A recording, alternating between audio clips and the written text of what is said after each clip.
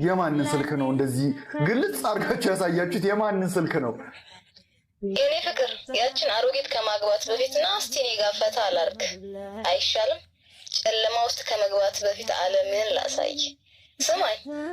ሄሎ ሄሎ፣ አንተ ደጋስቶኛል። ወይኔ ቅሌት፣ ወይኔ ቅሌት። ለምንድን ነው ያነሳሽው? መልእክት ከሆነ ብዬ ነበር። ምን አለች? ምንም፣ ወዲያው ተዘጋ። ጆ ግን ታፈቅረኛለህ? ምን ማለት ነው? ይሄ ትዳር ማያዛልቀን ከሆነ ከምንጎዳዳ እዚሁ ላይ ይብቃል።